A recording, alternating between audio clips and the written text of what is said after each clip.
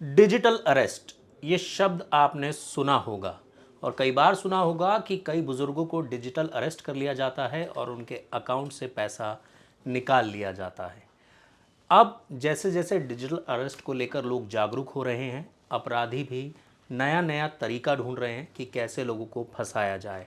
हाल ही में दिल्ली में special cell ने दो आरोपियों को गिरफ्तार किया है, जो ये माना जा रहा था कि कंबोडिया से नेटवर्क चला रहे थे और दिल्ली में भी उसके तार जुड़े हुए थे। इसी को लेकर कि कैसे ये नई टेक्नोलॉजी से लोगों को फंसा रहे हैं, डिजिटल अरेस्ट कर रहे हैं और इस टेक्नोलॉजी को किस तरह से दिल्ली पुलिस ने इन आरोपियों को पकड़ा और अब जो है ये पुलिस की गिरफ्त में आए, इसी को लेकर हम बात करेंगे। हमारे सहयोगी अभिषेक हमारे साथ मौजूद हैं। अभिषेक, क्या है ये पूरा मामला और कैसे इन दो आरोपियों को पकड़ा गया जो कंबोडिया से इसके तार जुड़े हुए हैं, हमारे दर्शकों को समझाइए। जी देखिए, इसमें जो है दिल्ली पुलिस के स्पेशल सेल के अंडर आती है इफ्सो यूनिट, जो सिर्फ और सिर्फ साइबर जो अपराध होता है उस पर निगरानी रखती है। और ये सफलता जो है इफ्सो को मिली है, जिसने दिल्ली से ऑपरेट किए जा रहे एक गैंग को बस्ट किया है। इसमें 2 लोगों को गिरफ्तार किया है, जो मयूरवार फेज 3 में एक उन्होंने छोटा सा फ्लैट रेंट पे लेकर और एक हम कह सकते हैं कि मिनी टेलीफोन एक्सचेंज वहाँ खुद बना रखा था और उसके थ्रू वो इंटरनेशनल कॉल को लोकल कॉल में कन्वर्ट करते थे। डिवाइस उनके साथ बरामद की गई है। गेटवे होता है और एक सिम बॉक्स होता है, जिसमें एक साथ कई सारे सिम नंबरों को एक्टिवेट किया जा सकता है। और इंटरनेशनल जो कॉल लाइन होती है उसको आप लोकल सर्विस प्रोवाइडर के में तब्दील कर देते हैं। यानी कि आपके पास अगर कोई विदेशी कॉल आएगी तो आपको लगेगा कि वो भारतीय नंबर से ही कॉल आ रही है। मतलब इसका साफ है कि कॉल विदेश से आएगा, लेकिन जो आपके फ़ोन में नंबर रिफ्लेक्ट करेगा वो भारतीय नंबर होगा। सीधे शब्दों में, आसान शब्दों में ये समझे तो किस तरीके से पुलिस को ये सूचना मिली और कैसे इन आरोपियों को दबोचा गया? देखिए, जो डिजिटल अरेस्ट की अगर हम बात करेंगे तो वो आज के टाइम में सबसे ज़्यादा घटनाएं चलने जो वाला जो अपराध है, डिजिटल अपराध जो है जी, वो डिजिटल अरेस्ट के नाम पे किया जा रहा है। और ख़ास तौर पे जो बुजुर्ग होते हैं या महिलाएं उनको होती हैं, निशाना बनाया वो जाता है। निशाने पर रहती हैं। उनको या तो कोई सीबीआई कस्टम ऑफिसर या नार्कोटिक्स ऑफिसर या फिर पुलिस ऑफिसर ये बन के कॉल करते हैं और फिर उनको एक थ्रेटनिंग वे में बताया जाता है कि आपका पैन नंबर या आधार नंबर कहीं ना कहीं गलत एक्टिविटी में लिंक पाया गया है, जिसके बाद आप सुनकर चौंक जाते हैं। और सबसे बड़ी बात है कि वो व्हाट्सएप कॉल वगैरह अगर आप करते हैं तो उसमें जो कॉलर होता है उसने अपने डीपी पे कोई ना कोई इन्वेस्टिगेशन एजेंसी का एक लोगो लगा रखा होता है या खुद वो पुलिस की वर्दी में होता है, बिल्कुल, जिससे जो कॉल ताकि वो सुनने वाला ऑथेंटिसिटी बने, ताकि जो जिसको कॉल किया गया है उसके पास वो तस्वीर जाए और वो चेक भी कर सके कि हाँ भाई ये किसी एजेंसी के हैं या ये खुद पुलिस की वर्दी में हैं। तो इस तरीके से लोगों को फंसाया जा सके, लोगों को उलझाया जा सके इस चीज़ में, इस तरह की चीज़ें होती हैं। और हमने ये भी देखा है कि जिस तरीके से ये डिजिटल अरेस्ट बढ़ता जा रहा है, इसमें हमेशा ही या तो बुज़ुर्गों को निशाना बनाया जाता है या महिलाओं को। इसके पीछे की क्या साइकोलॉजी हो सकती है? क्योंकि आम तौर पर ये माना जाता है कि बुज़ुर्ग जो हैं वो बहुत जल्दी थोड़े से भयभीत हो जाते हैं, महिलाएं भी थोड़ी सी जल्दी भयभीत हो जाती हैं। क्या ये टेंडेंसी है अपराधियों की? देखिए, ये तो टेंडेंसी होती है। सबसे बड़ी बात है कि बुजुर्ग हो गए और महिलाओं में भी हम कहेंगे कि जो ओल्ड एज महिलाएं हैं उनको ही पहले पैनिक टारगेट जल्दी रखा कर जाता जाते है। हैं। वो पैनिक भी हो जाती हैं, प्लस वो टेक्नोलॉजी से भी हम कहें तो इतने ज़्यादा ओल्ड एज के नहीं जो होते लोग हैं। हैं वो एकदम से इतने अपडेटेड नहीं होते हैं और वो बातों में भी आ जाते हैं। और जिस तरीके से जो ये फ्रॉडस्टर्स होते हैं कॉल करते हैं तो एक साइकोलॉजिकल प्रेशर वो माउंट कर जाते हैं, जिसकी वजह से हम अपने सोचने समझने की जो शक्ति है जी, वो लगभग खो देते हैं। हम ये नहीं समझ पाते हैं कि, और सबसे बड़ी बात है कि वो सिर्फ आपको धमकाने नहीं होते, वो आपसे सिंपैथी भी जता रहे होते हैं। राइट। वो धमकाने के साथ साथ इस तरीके से बात करेंगे शायद कि वो आपका भला चाह रहे हैं। अगर आप समय पर उनकी बात को नहीं समझते हैं तो शायद आप एक बड़े नुकसान को झेलेंगे। मतलब वो आपको इमोशनली टैकल करते हैं और साथ ही साथ आपको एक बड़ी पिक्चर ये दिखाते हैं कि आपका बड़ा नुकसान हो जाएगा अगर आपने हमारी बात नहीं मानी तो। लेकिन अभिषेक, इससे बचने के क्या उपाय हो सकते हैं, किस तरीके से बचें? क्योंकि जाहिर तौर पर गवर्नमेंट भी इस चीज़ को लेकर लोगों को जागरूक कर रही है और पुलिस भी अपनी तरफ से ये कोशिश करती है, लेकिन लोग जब तक जागरूक होते हैं, अपराधियों के पास एक नई टेक्नोलॉजी आ जाती है, वो नया तरीका ढूंढ लेते हैं। जैसे हम पहले देखते थे कि पार्सल्स आते थे, उनके थ्रू जो है अपराधी डिजिटल अरेस्ट कर लेते थे लोगों को कि आपके घर पे ये पार्सल आया, आपके नाम से आया, इसमें जो है ऐसी चीज़ है जो कि प्रतिबंधित है, उसको लेकर सवाल होते थे। लेकिन अब जो नया दौर है, इसमें जितना जागरूक आम पब्लिक होती है, उससे ज़्यादा जो है एडवांस आप ये कह सकते हैं कि अपराधी है। देखिए तो प्रदीप, ये तो आज का नहीं है, ये शुरुआत से अगर हम क्रिमिनल पे गौर करेंगे तो जी, क्रिमिनल जो है हमेशा एक कदम पुलिस आगे से एक रहता कदम है। आगे रहा है। जी, और यही वजह है कि अभी आज के टाइम में, क्योंकि साइबर क्राइम ऐसा है जी, जो इजी मनी के लिए सबसे ज़्यादा प्रचलन में है। और जो साइबर ठग होते हैं वो कई दूर की सोच रहे होते हैं। आप अगर देखेंगे जो क्यूआर कोड वगैरह है, जी, उसमें स्कैमर्स इतने ज़्यादा अपडेटेड हो गए हैं कि आप सोच नहीं सकते कि आपका पैसा कब आप ही के यूपीआई के माध्यम से निकल जाएगा और आपको उसकी भनक तक नहीं लगती है। जी, तो इसलिए पुलिस भी इनसे सीखती है। और अभी की बात करते हैं, आज ही के केस की बात करें तो जैसे जो मैं बता रहा मयूरा फेज 3 से जो केस बस्ट करा है, जी, ये जो दो लोग हैं ये अहम भूमिका निभा रहे थे। इन्होंने अपना एक छोटा एक मिनी एक्सचेंज सेटअप करा हुआ था उस फ्लैट के अंदर। एक सिम जो 32 सिम का एक बॉक्स था इनके पास। सिम बॉक्स हाँ, जिसे सिम बोलते बॉक्स हैं। जिसे बोलते हैं। और एक गेटवे था। गेटवे जो है वीओआईपी कॉल होती है, इंटरनेशनल कॉल को वो एक लोकल कॉल में कन्वर्ट कर देता है। और उसमें 32 सिम एक साथ चलाए जा सकते हैं, यानी कि 32 नंबर से एक साथ कॉल किया जा सकता है। और वो जो नंबर होंगे वो इंडियन नंबर ही रिफ्लेक्ट रिफ्लेक्ट होंगे इंडियन आपके नंबर स्क्रीन पे, करेंगे। मोबाइल के स्क्रीन पे। और उनके पास से 350 सिम भी बरामद किए गए हैं। तो हम अच्छा, ये कह सकते हैं कि पुलिस को अभी जो डाउट है वो ये है कि या तो कंबोडिया या फिर किसी और साउथ ईस्टर्न कंट्री से जो गैंग है वो मेनली ऑपरेट कर रहा है। और क्योंकि वीओआईपी जो लाइन होती है उसमें जी, एग्जैक्ट सर्वर का पता नहीं चल पाता है। और ये ली भी इसलिए जाती है कि आप जो है सर्वर का, असली सर्वर का पता ना चल पाए। ताकि वो जो मनी ट्रेल होता है, जो इंसान डिजिटल अरेस्ट हुआ होता है, वो अपना पैसा जब अकाउंट में भेजता है दूसरे के, तो उस अकाउंट का ट्रेल ना हो पाए। नहीं, वो तो डिफरेंट है। अकाउंट तो क्योंकि वो तो ट्रेल हो जाएगा, लेकिन कॉल एक्चुअल में कहाँ से आई है, क्योंकि सबसे पहले पुलिस जो काम कॉल करती है ट्रेस वो करती है। कॉल ट्रेस करती है।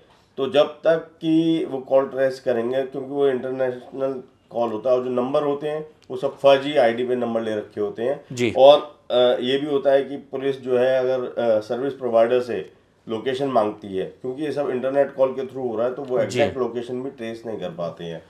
तो यहाँ पर एक बड़ी सफलता इसलिए है क्योंकि इस गैंग से कई सारे ऐसे केस वर्कआउट हुए हैं जो डिजिटल अरेस्ट से जुड़े हुए थे, या फिर ये था कि डिफरेंट गवर्नमेंट पॉलिसीज़ के नाम पर उन लोगों को ठगा गया था।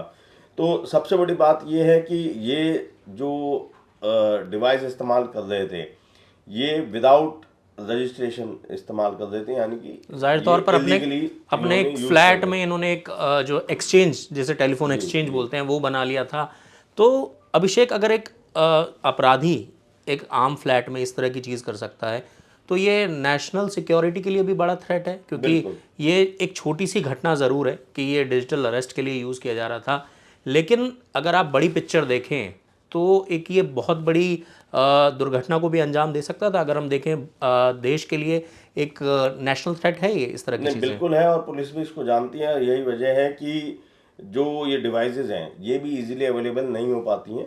हाँ, ऑनलाइन के थ्रू या आप मंगा लेंगे, लेकिन आपको उसके बदले में कुछ ऐसा प्रमाण भी देना पड़ता है कि आप किस लिए इसको वो करते हैं। लेकिन क्योंकि ब्लैक मार्केटिंग आप कह लीजिए, या फिर 2 नंबर का जो रास्ता होता है, वो एक ग्रे मार्केट जो होती है वो हर जगह अवेलेबल बन जाती है। बिल्कुल, तो इसलिए एक्सेस इनका मिल जाता है। लेकिन पुलिस के लिए ये इसलिए बड़ी सफलता है क्योंकि जो रूट था यही क्लियर करने में सबसे ज़्यादा तफ्तीश लगती है कि आखिर एक्चुअल पॉइंट कहाँ है या फिर एक्चुअली वो कहाँ से ऑपरेट किया गया है। आपने जो नेशन के थ्रेट की बात की है, आप अभी लगातार सुनते आ रहे होंगे कि कई जगह ऐसा होता है कि थ्रेट कॉल्स आती हैं कि फला स्कूल में हॉक या फला कॉल्स, गवर्नमेंट बिल्डिंग बिल्कुल, में मतलब बम रखा है या फिर थ्रेट आ रखी है। तो वहाँ पर भी सेम टेक्नोलॉजी का इस्तेमाल किया जा रहा होता है, या तो ईमेल के थ्रू या फिर इस तरह की कॉल जो करते हैं।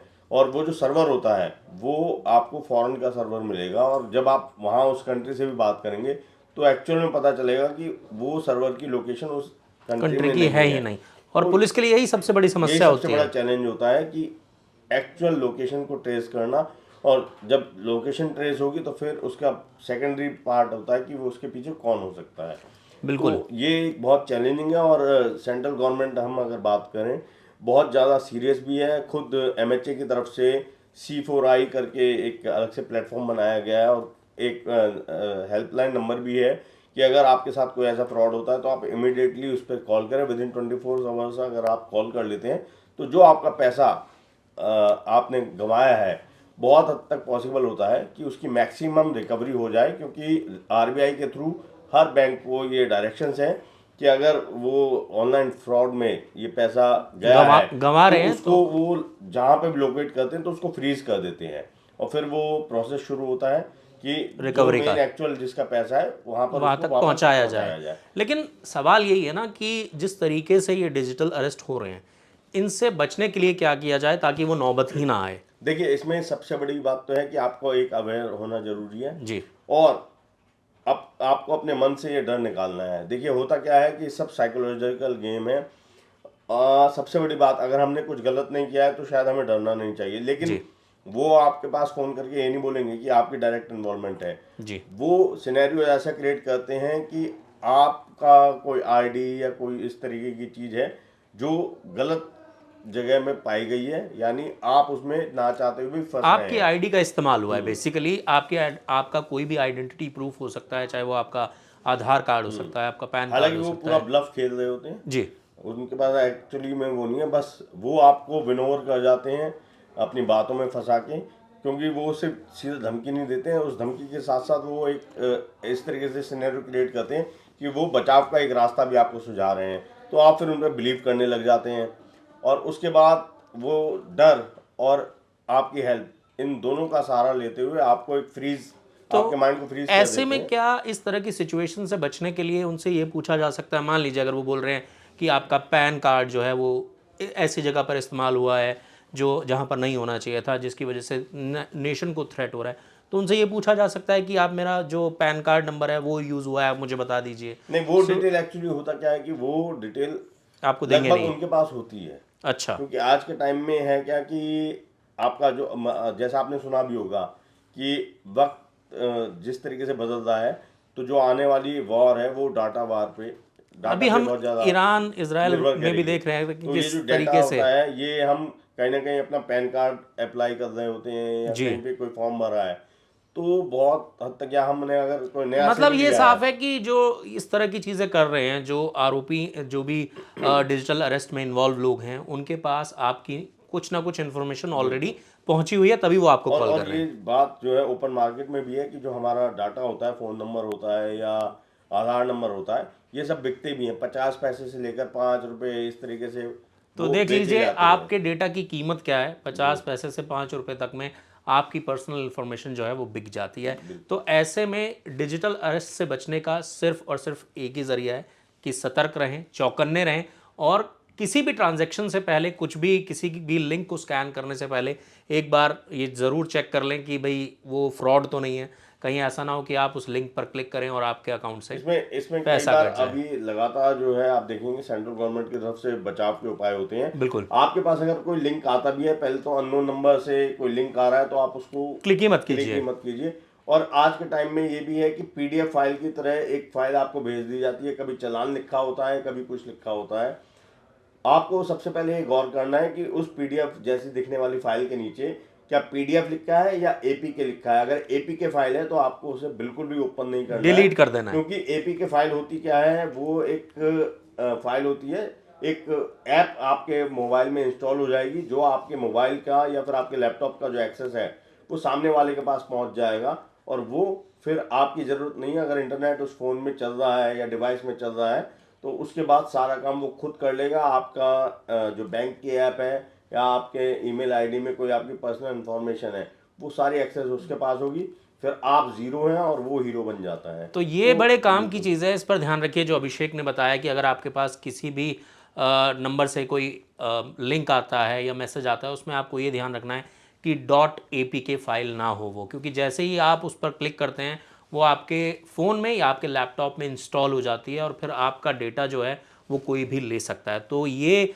ध्यान रखने वाली चीज़ है। और देखिए सबसे अहम चीज़ जो डिजिटल अरेस्ट से बचने की है वो यही है कि आपको इस तरह की सावधानियां, जैसा कि अभी अभिषेक ने बताया कि .apk फाइल को क्लिक नहीं करना है, उसको जैसे ही आप देखें अपने फ़ोन में उसको तुरंत डिलीट कर देना है। तो देखिए यहाँ पर साफ सीधी सी बात है, सावधानी ही यहाँ पर आपकी सुरक्षा कर सकती है। और ऐसी ही खबरों को जानने के लिए, देखने के लिए देखते रहिए द फेडरल देश। हमें पूरी उम्मीद है आपको हमारा ये डिस्कशन काफ़ी ज़्यादा अच्छा लगा होगा। तो हमारे चैनल को सब्सक्राइब करना, लाइक करना और नोटिफिकेशन की घंटी दबाना मत भूलिएगा। अभिषेक, आपका हमारे साथ जुड़ने के लिए बहुत बहुत शुक्रिया। धन्यवाद।